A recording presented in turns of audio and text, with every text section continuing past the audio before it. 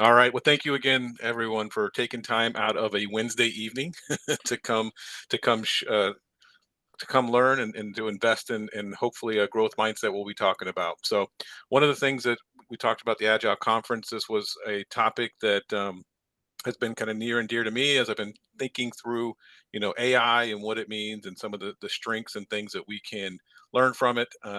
And how we can continue to grow in it. So, emotional intelligence in the AI world, strengthening team bonds through self awareness is something that stuck out to me, and hopefully it will add some values to others as well. A little bit about myself. My name is Joe Milton. I'm a principal consultant at SEI. We're a local consulting firm here. Been in portfolio, program, project management, studying agile mindsets and methodologies and deliveries. Been in strategic and financial planning. Also a student of leadership, culture development, and theology. So you'll see a little bit of that kind of play into all the things that interest me and have continued um, to drive my journey. And this is my wife, Jacqueline, my daughter, Jocelyn, and excited we are here local to South Florida. So, what we'll start with, and I'm not sure exactly how easy it is to engage because we have a good number of people. So, I don't know if maybe the chat or I don't know if we're unmuted, but what will artificial intelligence not be able to replace? Anybody maybe want to drop anything in the chat? Some ideas? Those are some good ones. And so I want us to keep that in the back of our mind, right? So part of what we're going to be talking about today is emotional intelligence. And we're hearing a lot about artificial intelligence. And honestly, I'm very excited about artificial intelligence and what it's going to be able to do. But I think there are going to be some things that we can do, even if artificial intelligence continues to grow. What can we, on our human skills, be able to develop? And that's some of the things that we can talk about today. And so when we jump into this, I'm going to have to share the audio, but I actually think we're in one of the most exciting times in history to be alive. I mean, coming into Industry 4.0, and I'm sure most of you already heard of that term and kind of know what it means. But I have a quick video here to share. But there's so much opportunity. Obviously, there's risk. There's going to be things that we're going to have to watch out for. But the rate of change and the things that we're seeing and experiencing, it's such an exciting time to be alive. So, a little explanation of this, please. So the fourth industrial revolution, made simple, is like three colliding worlds together. The digital world, the physical world, and the virtual world. So when you take your phone in your hand, it's digital because it can connect with all devices. It's virtual because you can call your mom or your boyfriend and you can look at them, or you can view presentations. It's physical because it's a physical device, so you can connect and you can view elements to it. So this is the element that is happening in all industries, all governments. The fourth industrial revolution is changing every aspect of how we consume, how we live, how our economy works, how we interact together, faster than ever before. Can you hear me now? Yes, yes, All right. Were you able to hear the video?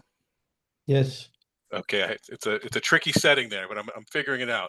All right. So I hope that we see. I know right now there's a lot of risk and a lot of things and a lot of uncertainty about AI, but we live in such a cool time. Although I did hear that Optimus Prime, or Optimus for the Tesla robots, they're supposed to have a whole bunch of those coming out this year. So I had a quick commercial to play for us of what that could be like.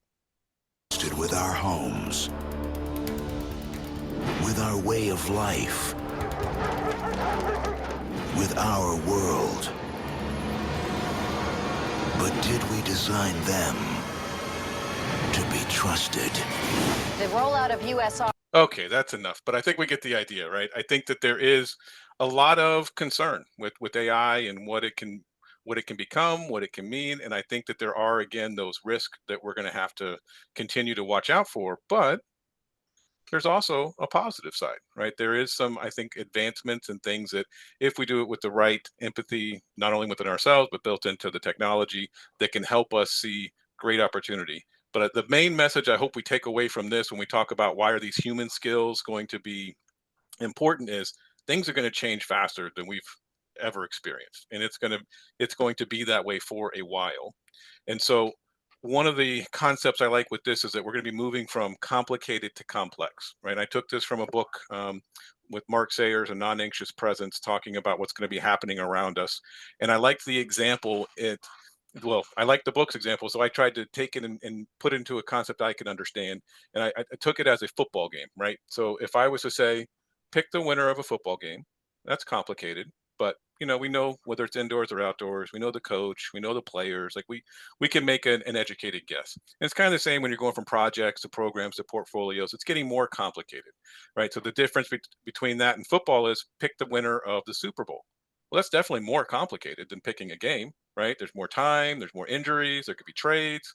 But now, if I said, all right, pick the winner of a football game, but the point value could change at any time. The players could change teams at any time.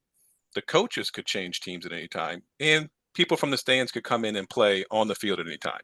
Now pick the winner, right? That's the difference, I think, when we're talking about complicated to complex. The things, the systems, the structures, the assumptions that we're used to making, I think are going to continue to evolve around us, which leads to kind of the big why, right? So why do we need self-awareness and trust? This rate of change, I believe, is going to continue to increase. And again, an exciting time to be alive, but we have to have trust and collaboration, right? So the things that we may have used to been able to lean on, which is I'm going to have all the right answers, I'm going to build the right plan, I'm going to do all the right structure. Those things are all going to be important. Governance and all that's going to be important, but we're going to have to be able to adapt, and we're going to have to be able to innovate, collaborate, and trust. And to do that, we have to be able to build relationships. And as I was trying to think through, what would I want to share to try to help myself, number one, and then our groups, like how can I help myself become better at building trust and building collaboration? For me, it came down to the ability to be self-aware and generate trust. And so as I was thinking through this, one of the things about self-awareness that I think is important for us to understand is it's not about you, or it's not about me, right? Self-awareness is learning how we impact others, right? It's our ability to understand our energy when we're coming into a room. So I had another quick clip to play for us here, if I can get this sound thing going.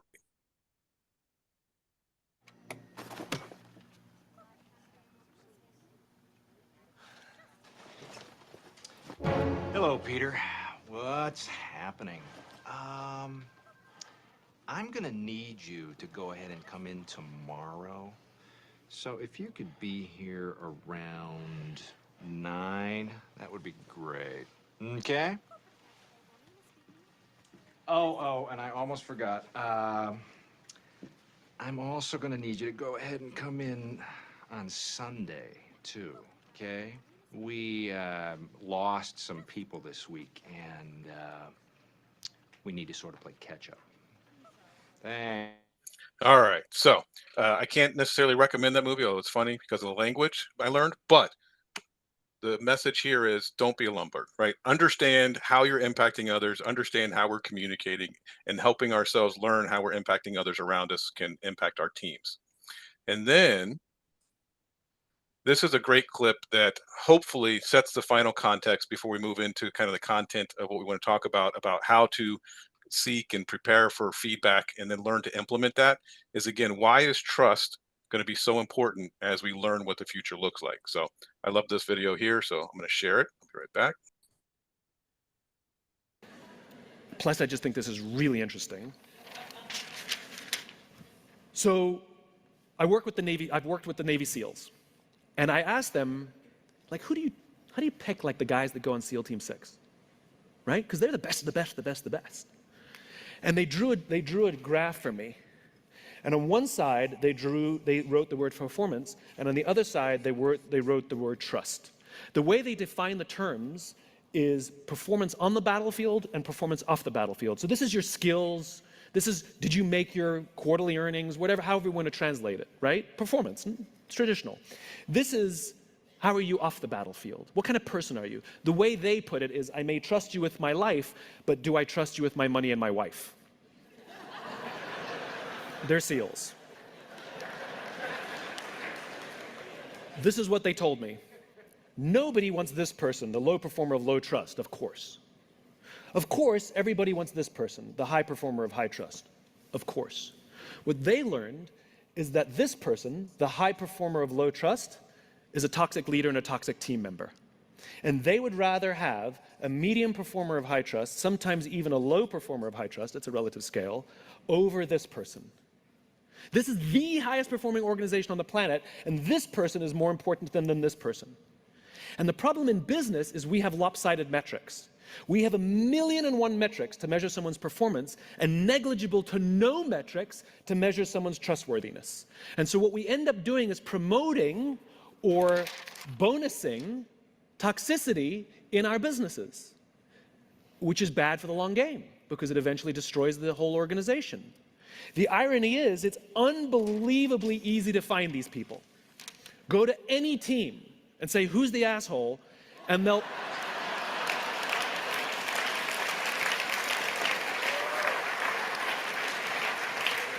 they will all point to the same person.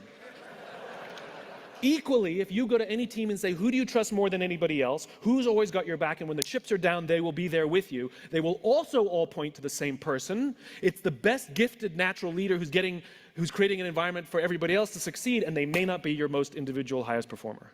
But that person, you better keep them on your team.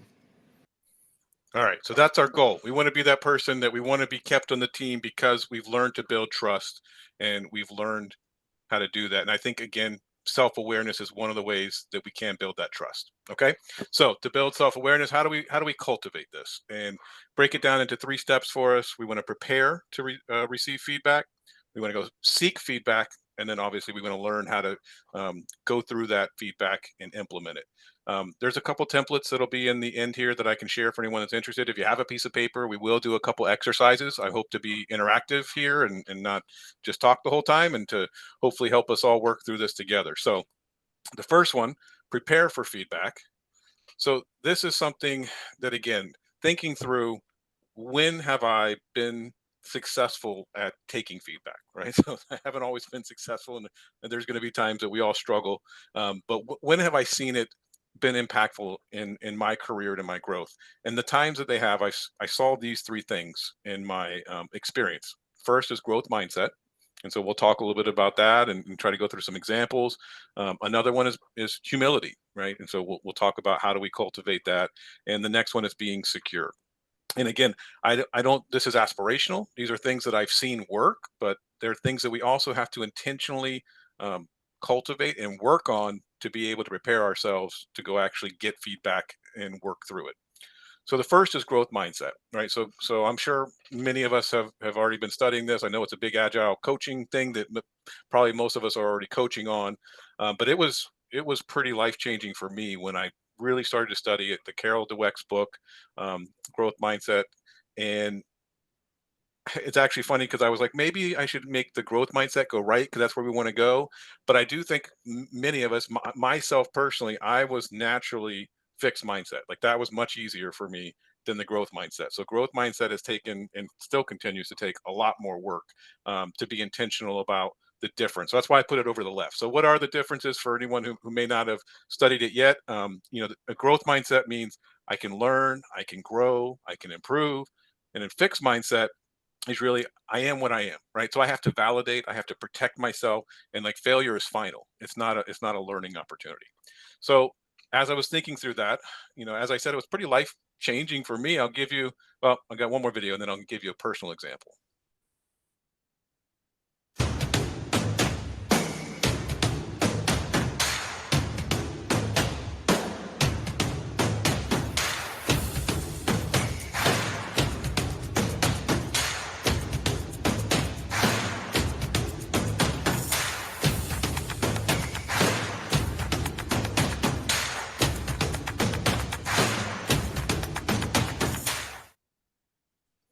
All right, what I wanted to show you there besides robot abuse is that I don't think robots need a growth mindset. They already have it, right? Whenever they're going to keep going at their task and failure is not final for them and they can continue moving that forward. So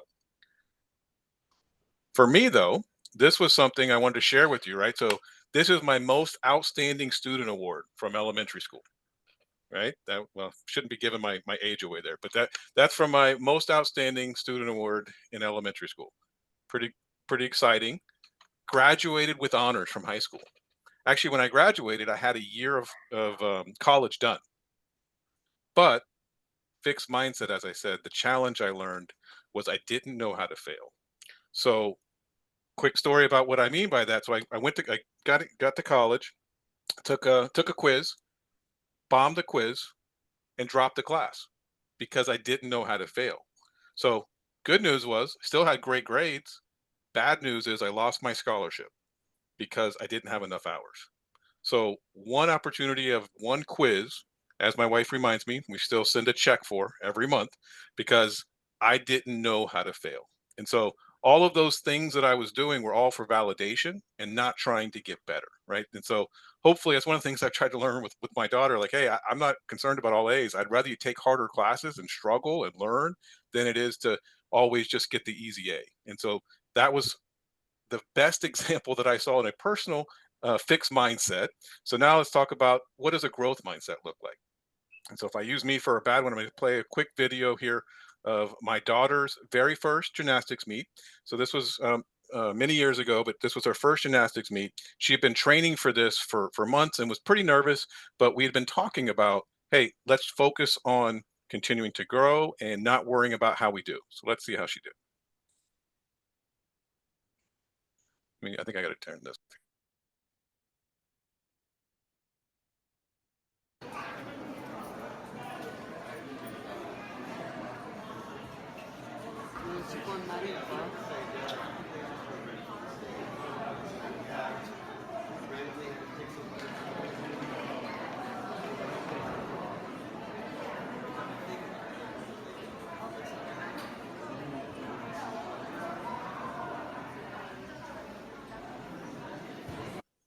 Okay, did you catch it? Did you see that fell off, jumped right back up, right? That's that's one of the signs of being able to cultivate a growth mindset because many a times we let that failure keep us down. So luckily she continued to work at it. And so here was 1 year later. Of course, I got to brag a little bit, right, about my daughter. So she continues to this day to be doing comp cheer and other things. And had she let that first fall define her, she wouldn't have been able to continue to grow into that. So uh, boast about my daughter a little bit and share a good example of growth mindset. All right, so here is a little bit of the interactive.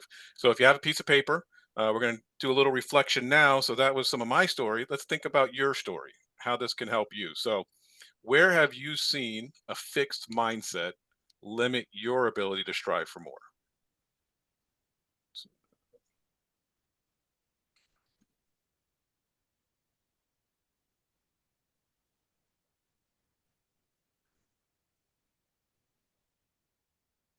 All right, next question. Where have you seen failure lead to learning and growth?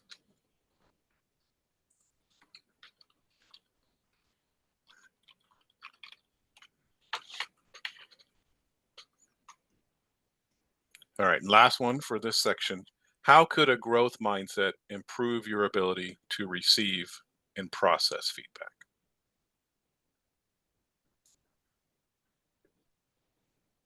And thank you, Liz. It was the mindset, the new psychology of success was the one I said growth mindset. So thank you for that.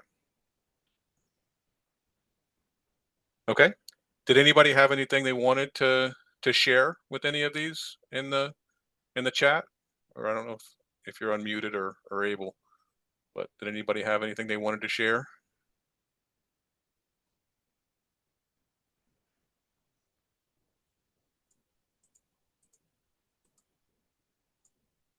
All right. I know it's hard in a big group. So if you have things you want to share in the chat, feel free, because again, it's about group learning of things that you've seen failure leading to growth for yourselves or times when you've seen the growth mindset help. Please share it in the comments for the group.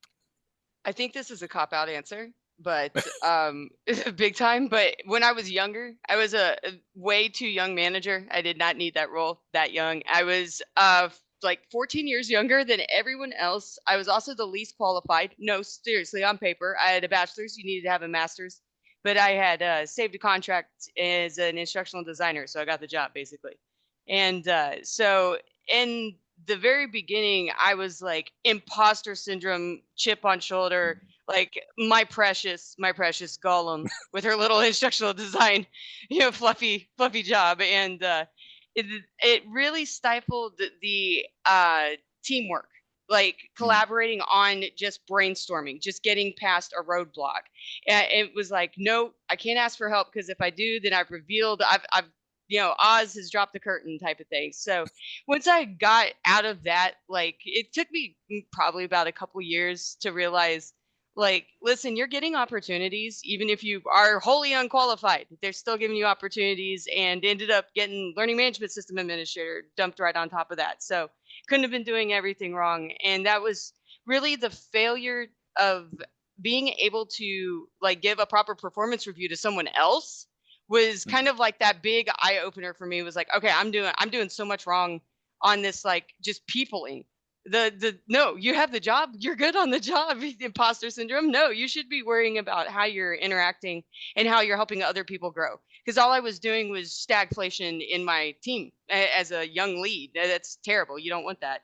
And so, like, by implementing that growth mindset, it kind of took just one random person who worked with me once to be like, hey, just settle down, you're fine, like think through these ideas. You don't need to verify and validate every single thing. We get it, your stuff, stop it. And so it kind of put me at ease in an environment where I didn't feel like I had to be defensive anymore. I could drop that and I could make mistakes. I'm allowed to make mistakes, because that's learning. And learning that mistakes and learning coincide was really mistake doesn't equal failure. Mistake equals, okay, you like sank a little bit. To go on like the agile track, it's the guided something graph. It's like the guided improvement graph, where your team like learns a new skill and they fail a little bit, and so they stay back at 0. But if they succeed, then they have that little chip upwards, and so you just chip upwards and upwards and upwards, and it looks like a little like stair step graph of guided improvement. Was really what I was kind of like evolved into once I've had that safety and security. But it does take the environment, and it does take a good manager, and getting clear, transparent direction, and that healthy like feeling, just emotion of, no, failure is not a mistake. Mistakes are not failure. This is learning, and we're going to learn and fail and learn and learn and learn and fail and learn as we progress through our career. So that's kind of how those 3 questions went for me. Thank you for sharing. I appreciate it. And that, I mean, absolutely. So it is a journey, and I think the good news is you're all, everybody that's here that's investing a Wednesday night to come invest time and continuing to grow. I think you're on the right track for a growth mindset. And it took me cramming those next 3 years of college into 8 to continue to learn from it. So it's good. Builds some some resilience. All right. So Hey Joe, now we'll move. Oh, sure. this is Suruchi. Mhm. I just wanted to share some thoughts on the second question Sure. because I resonate with that a lot. Like, when have you seen failure lead to learning and growth? Um, Sometime in 2023, I lost my EAD, on which I used to work as a Scrum Master, full-time Scrum Master, for a very reputed company. Uh, I I take it as a failure because somehow I was at a spot where I'm not eligible to work for any employer in the United States. So it was a big setback to me. Like, okay, now what to do next other than waiting for EAD, right? Because it's like I'm stopping my career journey. But then I just reflected on myself, what I can do better in this situation. What are the tools? What are the services I have to utilize to learn? I learned a lot. I achieved certifications. I volunteered multiple nonprofit organizations as a Scrum Master, product owner. I helped a lot. And then I tried to build a lot of professional connections also, through which I learned from them and I coached them. I learned on coaching skills, earned ICP, ATF. It's been more than a year now. I have my own coaching program. So it's like it was a huge setback for me at that time, and I could have easily collapsed and said, "Oh, okay, I can go back to India, or maybe I can just change my path." But instead of that, I took it as a learning opportunity. I can't say that throughout the learning opportunity I got all the successes. No, I failed multiple times, but then I got up again. So I really like the video that you show, like Mhm. fall down, but again get up. So That's just right. wanted to share that. I'm still in that path, by the way. I'm still in that path. I'm still learning. I'm trying to grow. But yeah, that is something I wanted to share. Thank you. Thank you so much for sharing. And I think we're all on that path, right? There, that is part of the growth mindset. And again, I think this one of the key components of this when we start talking about asking for feedback, you know, you have to be willing to sometimes hear things, and we'll talk a little bit more about that later, that they don't knock you down, right? And that you can use it to build yourself up. And it's not an attack to where it's going to be, I'm a failure. It's this is something I can improve. So thank you so much for sharing. All right. So the next kind of corner there we said was humility. And again, this is something like I wish I could say humility came natural to me. I can say that I've been humbled. And so that's one of the things that I look back at my journey and again the times that I've been humbled and I've shared this before, but you know, I personally went through um, things earlier in my career. So my wife and I just got married, bought the first house, felt like things were on the right path, got the after college job, and I all of a sudden started having panic attacks, like on the highway. Started having a hard time driving. Started having a hard time doing normal things, if you will, and it led to a time of really being humbled to a point where we were going on a family trip. I was having a hard time even, getting on the plane. With a lot of encouragement from my wife, I decided to go on the trip because it was a long one, long flight, and I didn't like that. And I still remember when we got to the place, and I had a long conversation. And for me personally, back to theology, a conversation with God. I mean, it was very, very direct. Like, if you are who you say you are, you need to show up because I'm done. I can't do this anymore. And really, what it ended up in was, started as a challenge and ended in surrender and seeing that I'm not the center of the universe and that his grace was sufficient. And even if you don't believe what I believe, I think that there's value in us understanding, that we're not in control. And that frees us then to be able to have that humility to again let go and begin to accept that feedback that comes from others, and we don't have to protect ourselves. So the other thing about humility that stuck out to me as I was thinking about it is it isn't thinking less of ourselves, right? So humility isn't thinking less of yourself. It's just learning to think of yourself less. So when I'm being humble, I'm not saying, hey, I have to think I'm nothing. I can just learn that my focus can be outward, not always inward. All right. So again, some reflection. So you share some of my story. Let's think about our stories. And again, would love to hear some examples. So I'll throw them out here and see what kind of resonates with the group. But first question is, how could empathy empowered with humility improve our ability to connect with others? The next reflection question here, again, I think was, what have we seen cultivate humility? So I kind of shared my personal story, but I think there are times when I've, it's been wonder in nature, or when I'm intentionally considering of others that I've seen, oh, this helps to cultivate that humility. And then again, how can approaching feedback with humility increase its impact? So I'll give you a little bit of time there. And if anybody feels like sharing or has anything they want to share, please. I think in my case, to be a mentor is it's something that you have to be humble uh, for the mentees, right? And especially in my case, students. Hmm. People, students have reached out to me and said, "Hey, Rich, how can we learn artificial intelligence?" And I said, "Well, I can. We can have a roadmap and a checklist, and I can help you for the next 2, 3 months, right?" And I always say to them, "Don't call me doctor, call me AKA Rocky." And then, like Regina said, right? And sincerely, it's been good for me, and I've been having a good time. That's great. Thank you for sharing. All right. Anyone else before we move on from humble? It's not my favorite one, by the way. It's probably one of the hardest to cultivate. All right. Now we're gonna jump into secure. So I'm gonna play another quick video for us. Do I need to be liked? Absolutely not. I like to be liked. I enjoy being liked. I have to be liked. But it's not like this compulsive need to be liked, like my need to be praised. All right. Can you hear me again? Yes. Yes. Okay.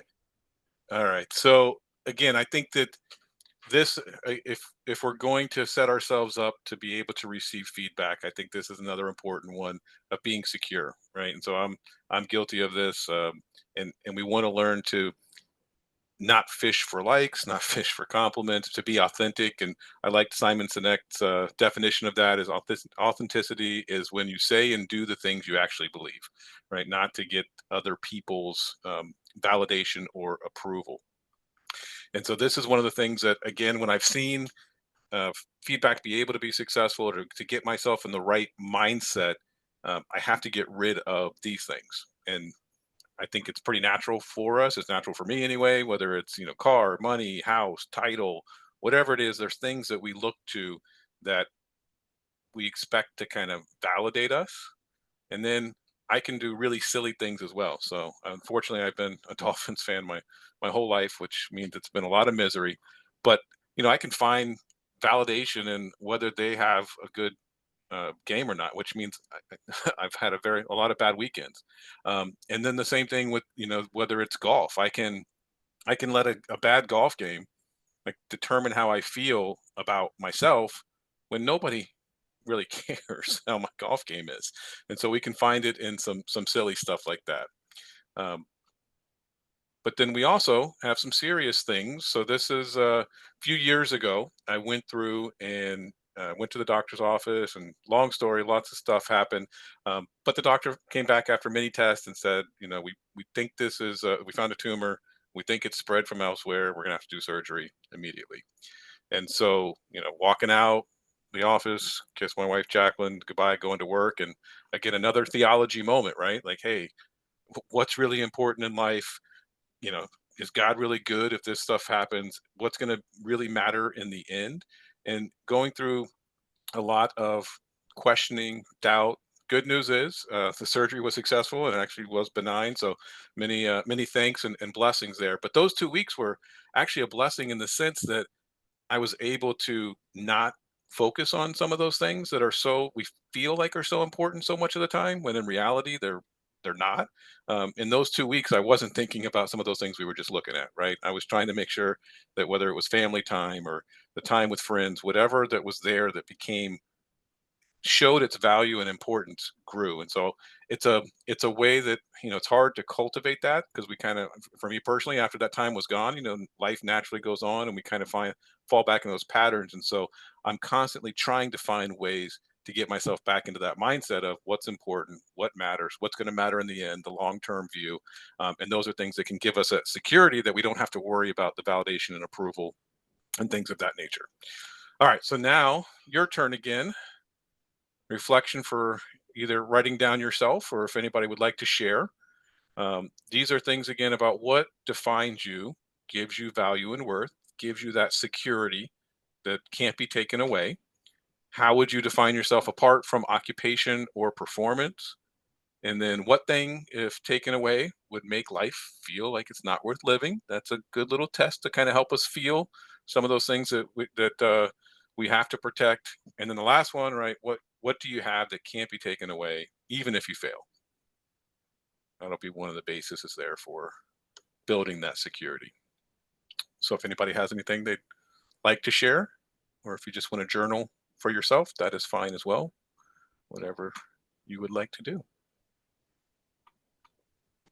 Hi. I have a quick question for you. Hi, Jackie. Yes. Hey, what do you mean by what defines you? So this is like what gives, like, back to when I was looking at validation. Too many times I was looking at other things to define me. So whether it was my title at work, whether it was approval, I was looking at other things to make me feel like I matter. So it's just us thinking through what do we think gives us value and worth, and learning how to put that into something that's going to be more permanent for us. I don't know if that helps or not, but that's the way I think of it. No, doesn't help. But all right. Okay. Oh, Okay. It's I well, try- and again, everybody might not struggle with this as much as I did, but I mean, there are things when I think of define you, there are things that I was looking to that, whether it's validation, approval, what people think of me, whether it's, what title I had, things that I was expecting to give me value that really in the end didn't when I was in, trouble, if you will. When I thought I didn't have much time left. Those were things that I was like, "Oh, this doesn't really define me or isn't going to be important in the end to me." when I think Yeah. of what defines you, I think of like I don't think anything to do with work. I don't think Mhm. anything to do with, like making money or, having a home. I'm thinking about like love of family or something like that. So I'm curious to hear what others are saying. That's Love it. why No, I think that's, yeah, that's perfect. I think it took me to get there is what I was saying. So you were ahead of me. So thank you, Jackie. Did anybody else have anything they wanted to share?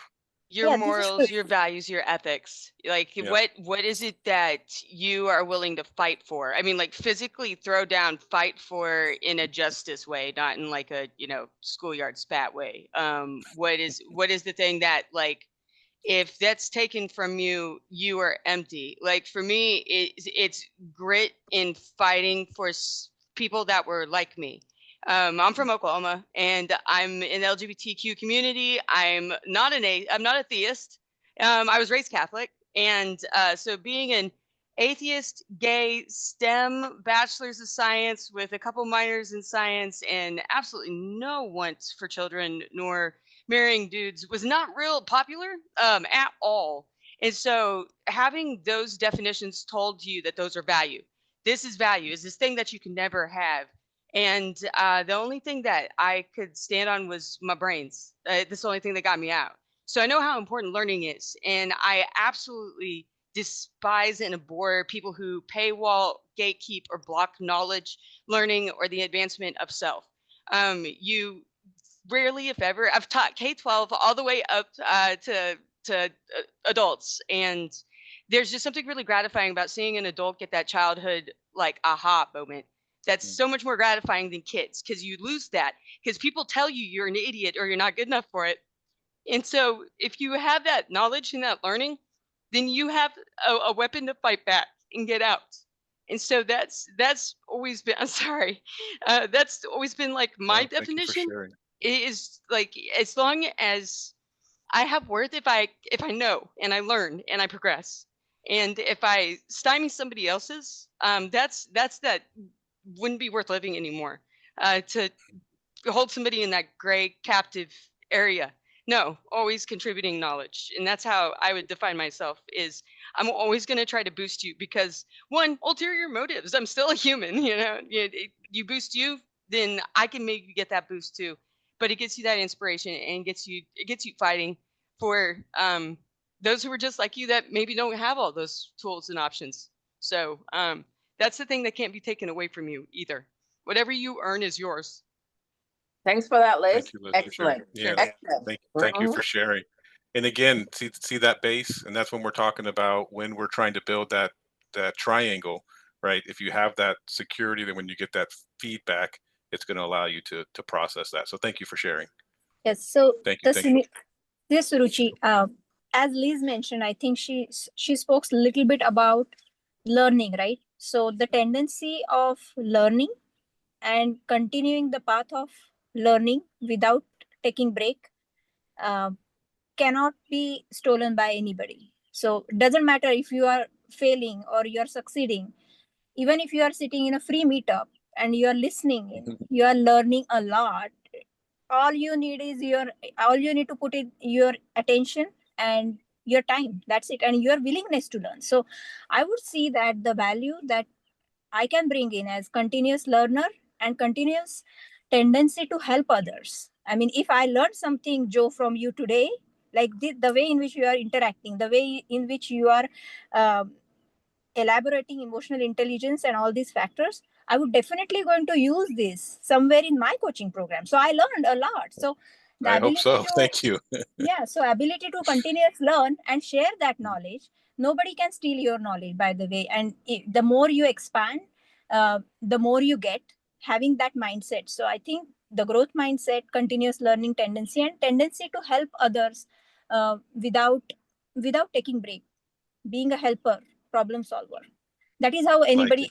anybody will recognize me if I'm not wearing a title of Scrum Master or Agile Coach. Nobody. So Thank you. that was a great feedback. So I'm sorry. Who was speaking again? Saruchi? Yeah, Hi, this is Suruchi Joan. Hi, how are you? That was a great one. So how would I answer this question? So I always say what defines us is not a title, is not a success. To me, what defines me is my purpose. It's like waking up every day and make a difference in the world, and what impact I make in other people's life and the other life that I touch, and what I would do and what I would not do in case of a power, and no matter what setback, because our worth is not what the world describes us, is how we build our value and how we make impact in this world. That's what I would say would define me as a Thank you. person. Thank you for sharing. And I'll share one other. So one of the books that actually took me on this journey myself was called Burn Your Goals. And it was about kind of getting rid of all the things that like I said, I was looking to, and it was more about who do you want to become. So I think someone shared like your values and your ethic, like that was actually what the book was about. So thank you everyone very much for sharing. That's a lot of good feedback. Oh, we have someone else. Hi, Joe. This is Chris. Can you guys hear Hi, me? Chris. Yes. Yeah. A lot of the things that have been shared just a moment ago resonated with me. It kind of reminded me about the book from Simon Sinek, Start With Why. The reason it kind of hit me hard was uh, if I may share a little bit about myself. I'm recently been widowed, so I'm a widower. I'm 49 years old. I have one daughter. She's 7, and I got into this place in my life wherein I got questioned, am I still doing the right choices? The last question, what do you do when things have been taken away from you? Kind of hits me hard. So when I lost my wife, and I've become a single parent to my child, to my daughter, to my young daughter, it kind of reprioritized my life. It kind of made me question, am I still doing the right things in life? Are my priorities straight? And then similar to you, Joe, I'm into being serious with my faith, and I realized there are certain things that me and me alone can do, and I guess for the rest of you guys, there are certain things that only you can do. Whatever circumstances you've gone through, those are the specific things that you need to go through, so that if a person that comes along will not be able to do it on their own, then maybe you've been put in that situation to impact that person's life, to help them along, to tag them along, to hold their hand and help them go through it. That's the way I look at it. So again, start with why. It resonated with me. Challenges in the Thank you. I'm past. sorry for your loss too. Yeah, no worries. It's bittersweet. I know you understand. It's bittersweet. She's with the Lord now. But yeah, in the end, if I since people have been also holding on to, holding my hand, helping me go through it, maybe the things that I've been going through would also help other people in the end. That's the way I look at it. Thank you for sharing. And again, these are important to set ourselves up, right, to know kind of those deep core things as we start preparing for feedback. So thank you everyone for sharing. Did I hear one more thing Actually, before Joe, I have a go ahead. question. It's Jackie again. Hi, Jackie. Hey, and Joe, my condolence to you and your family. But bullet number 3, you wrote, what thing, if taken away, would make life feel like it's not worth living? Why put that bullet up So I meant it to be, and I apologize if it came across the wrong way. I mean it to be like a diagnostic question for us to think about things that if we feel that, then we know that that's something that we want to take a look at and see, is it something that values that or not, right? So again, if you're putting it into things that can go away, whether like a title or things like that, because listen to, if our value in things are in things like that right now, obviously, people are losing their jobs. There's things, and so my hope in that is it's a diagnostic question to get hopefully like the journey I had to go through to kind of get off of some of that stuff, that it was things that weren't as important as I thought they were. So Okay, got it. So it's kind of yeah. like related to work, because I Yes. found out a diagnosis the other day that had me super suicidal, and I've never been suicidal. Oh, so And sorry. I'm like, oh my goodness, I had to knock myself out of it. And ever Mm, since then, I was been unemployed for a while, and I was mm, doing job interviews, and I was sort of overthinking and really trying to be perfect, and I was not succeeding. But after I got that diagnosis, I'm like, I'm gonna go for broke. And ever since mhm. then, I started getting job offers, and I did better on my interviews. So, That's great. it's not something that I would say, it goes to not making your life worth living. It's sort of That's right. dealing with, with the bad news, and like the death of a spouse. Mm, So it's, yeah, you can get over stuff, but you don't really get over it. You just learn to live with it. So that's why I asked that question. It's specifically, you're saying, to do with work. Okay. And in diagnostic, right? So to help us think, and I'm thank you again for sharing. And this is, to me, honestly, I just appreciate the transparency. I try to do that to have connection in some of the stuff I share. So thank you so much for others that are sharing their journey and things that they're going through. I mean, it means a lot. So thank you, Jackie. Thank you. Oh man, okay, we all have a lot, right? Hey, So Joe. Yeah, it's fun. Hey, It's fun. hey, yes, Joe. This is Tina. I have one to hi Tina. share. Sure. So, two things. Prior to a year ago, there were three things that I thought, if taken away from me, would make life not worth living. Mm, One was my faith, second was my family, and the third one was my job. mm, I didn't know how much emphasis or how much passionate I was with my job until I was impacted by the tech layoff. mm, And that has made me to realign my goals and my values. mm. And with that, I have narrowed down to two, and replaced the job with how I impact people that I come across. And I have I love it. found a lot of joy with that alignment. And I'm happy about it. Just thought of sharing that. Thank you. Thank you, Tina, for sharing that. Yes, and I think that's hopefully the journey, right? That we put it in things that are going to be worthwhile. So thank you, Tina. All right, so thank you all for sharing very, very, very much. So as we prepare now, so again, got ourselves in the growth mindset over having a fixed mindset when we're going to go ask for feedback. We're learning to put ourselves in that humble mindset rather than self-serving, and then again that security in things over needing for approval or validation in exterior things. Um, all right, so now let's talk a little about seeking feedback. So for seeking feedback, again, if you're a project manager in this world right now, think of this as kind of building a personal communication plan. If you're in the Agilist world right now, think of this as like an intentional personal feedback loop so that we build this. So there, again, there's a template in the back. You're welcome that, it's going to be open if anybody wants it, but you're welcome to just kind of write these through if you want.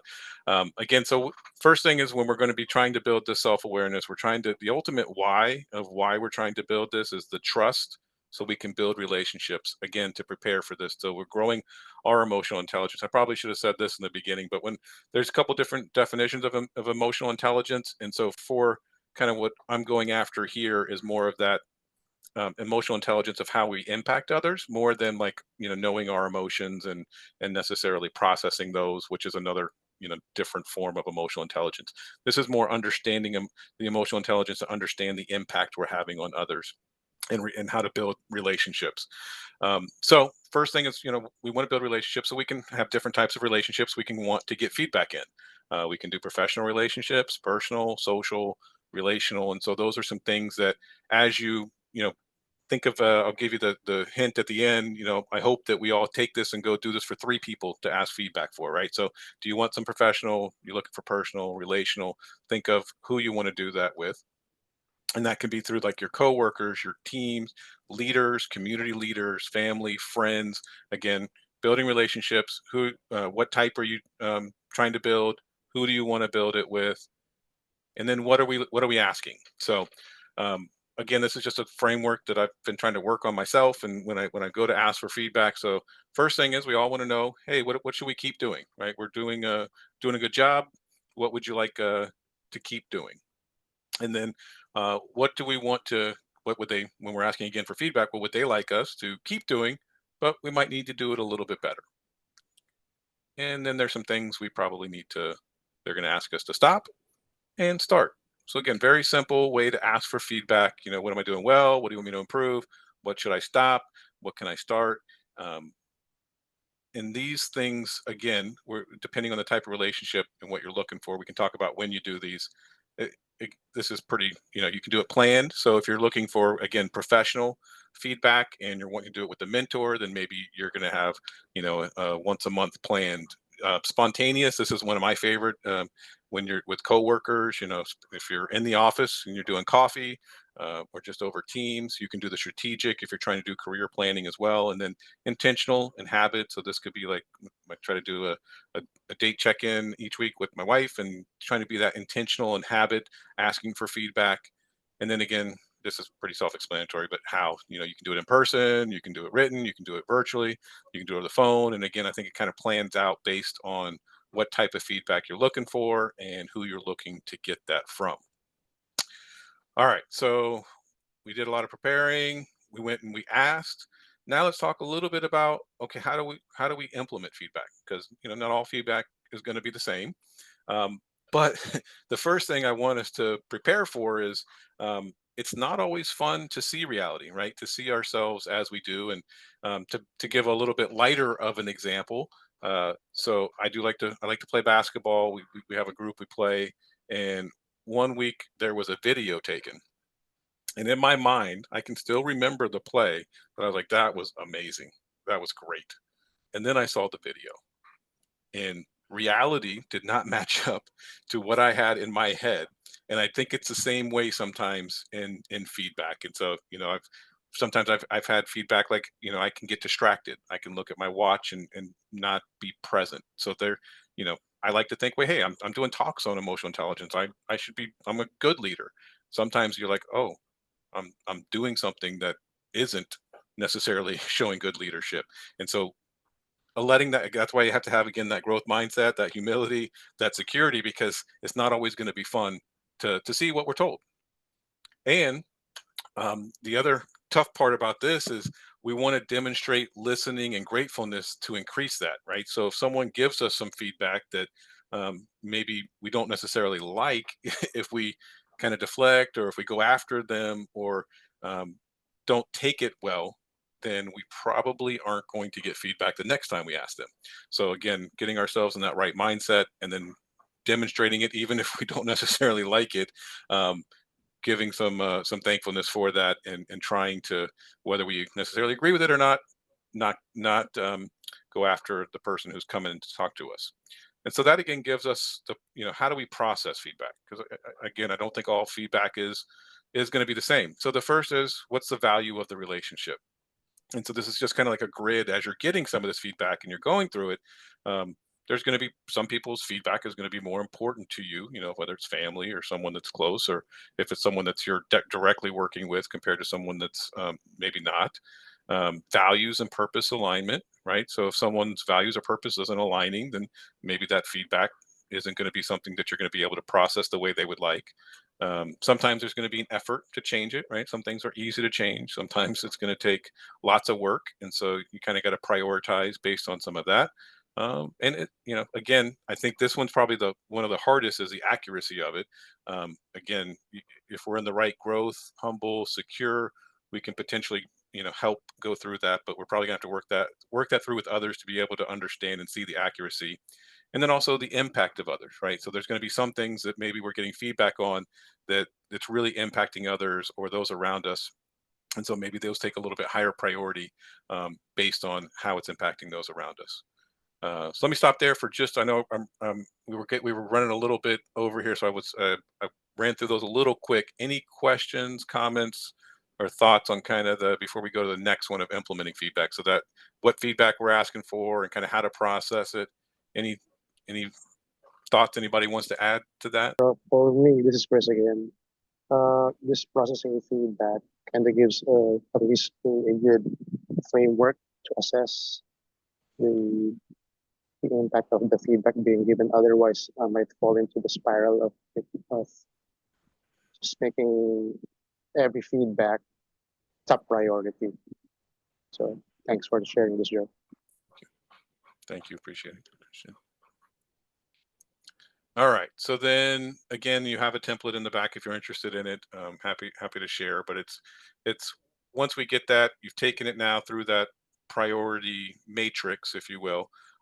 Then you kind of get to decide what's going to happen, right? So there's going to be some things that maybe we're just going to be aware of and kind of try to be aware and make kind of slight changes as we go through it.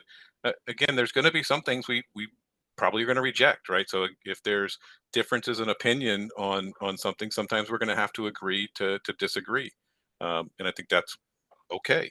And then the last one is, okay, this is something that I need to take action on and potentially put an action plan in place to be intentional about improving. So I'm sure this isn't an exhaustive list, but as I was kind of thinking through, what have I done? What do I try to do with feedback? Those are kind of the ones that, I either want to be aware of it, I'm either going to reject it, or I'm going to go take some serious action on it. Anybody have anything that they would want to add or update to that? All right, so we're rounding the corner. Oh, sorry, someone have something? There was something in the chat. How would you validate accuracy of feedback? Someone has asked, Sarah. Oh, thank you. I see that now. Right. Yeah. Because I have often sometimes hear, oh, you're doing great, you're fine, you're doing well.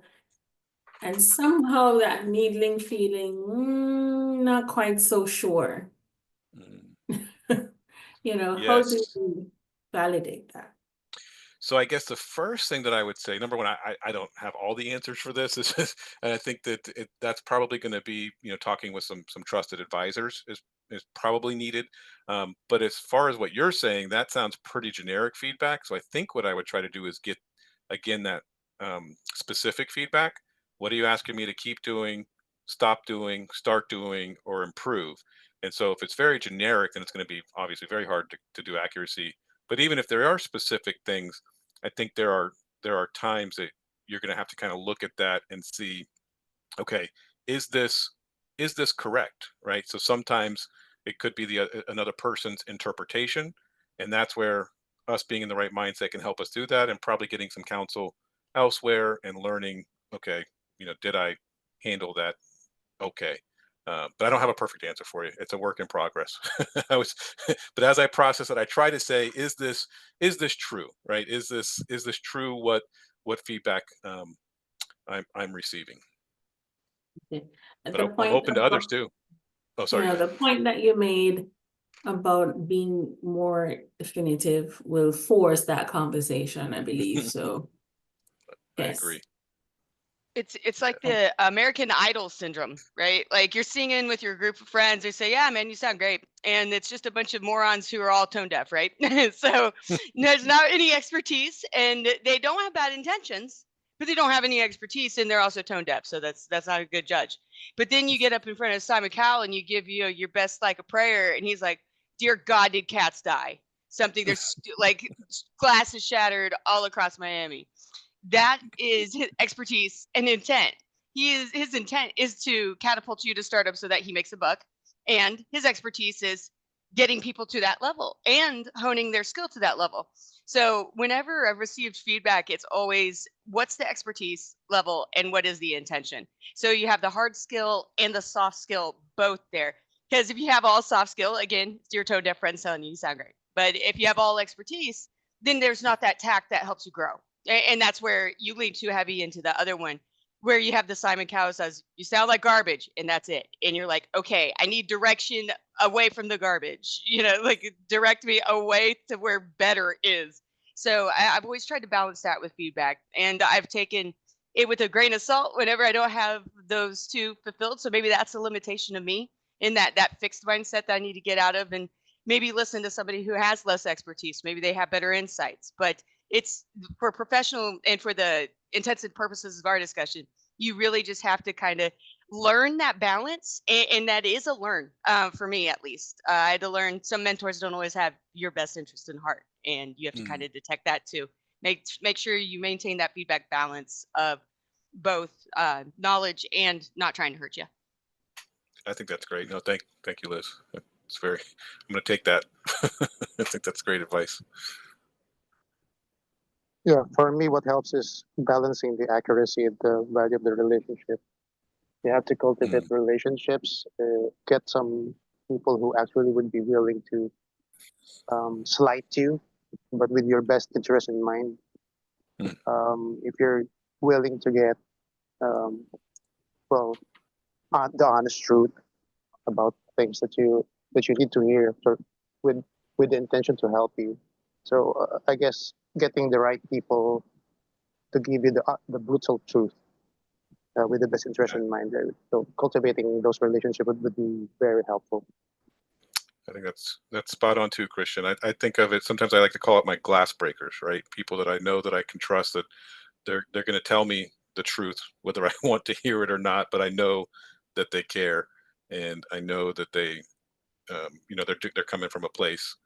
In fact, like what you were saying, Liz, it was of help, not of harm. And they sometimes it doesn't always sound good what they say, but as you go through and you learn it's accurate, then you're like, okay, I can take some action on that. So thank you for sharing. And Joe, just to add to what everybody has said, the flip side of it is this: do people always find fault in people? Do you always find fault in people as a way to just get rid of their feedback? So Because there's that tendency, there's that tendency for an individual to find fault in people. Yep. As a way to just get rid of their feedback. I mean, it's a little bit tricky, right? And it's subjective, but I just want to get your thought on that. Thank you. No, thank you, Tina. And I think that's why when I'm trying to ask for the feedback or give feedback, you have those specific ones. So they have to tell you something good and something hard, right? So you have to tell me what I'm doing well as well. So I keep doing it, because I think that I think Liz said it well too, right? Sometimes if someone's just giving you all positive, and they're probably not helping you grow. And to your point, Tina, if someone's just being critical and they're not seeing the positive things, then they're not helping to grow your strengths as well. So I think that balanced approach of hopefully trying to get, we need, and I think we want to, the feedback of what we're doing well is so important, because we want to keep doing that, right? We want to keep honing that.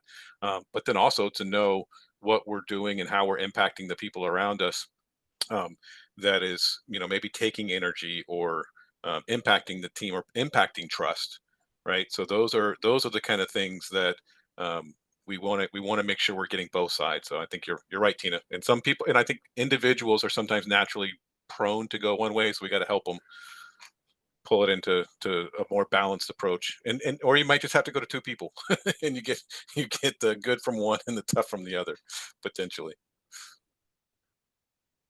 Thank you, Tina. All right, I know we're almost at time here. I appreciate the collaboration here. It's great. All right, so we're rounding the corner here. Back to kind of our initial question: what will artificial intelligence not be able to replace? Kind of the ones that I came up with, and it aligns with what I think others are putting there: the trust, care for others, the relationships, that human connection, the emotional intelligence. And again, I know that most of us, this is a long session, so if you don't remember anything else, it's that self-awareness is going to help us build those skills for the next era, and that we can be intentional in going after that to build that trust.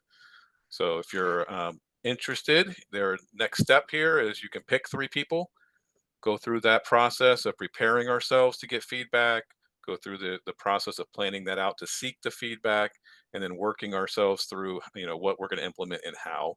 And then again, I appreciate all the participation, but also would love to hear any feedback. Feel free to connect with myself if you're interested, and always open to any feedback that you might have as well.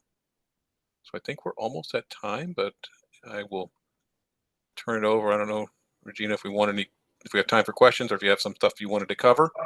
But no, I think we have time for questions, and then I know we always take a group picture at the end, so okay. Folks can stick around for that.